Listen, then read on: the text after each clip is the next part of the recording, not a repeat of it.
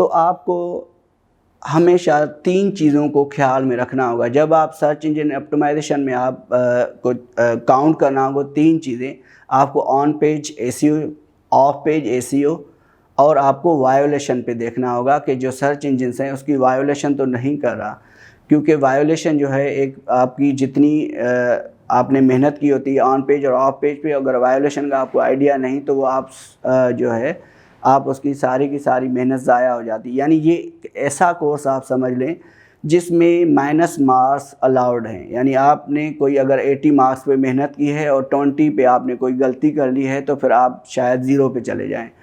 तो मैं इन 3 चीज़ों पे बात करूँगा। और पहले हम बात करते हैं on page SEO. On page SEO असल क्या कहलाता है? यानी ऑन पेज से सिंपल वर्ड्स ये हैं कि आपकी जो वेबसाइट है उस पे आपने जितनी भी मेहनत करनी है वो आपका उस वेबसाइट पे आप काम कर लें। इसको ऑन पेज एसईओ हम कहते हैं कि ये ऑन पेज एसईओ, यानी आपकी वेबसाइट पे जितनी मेहनत करनी है।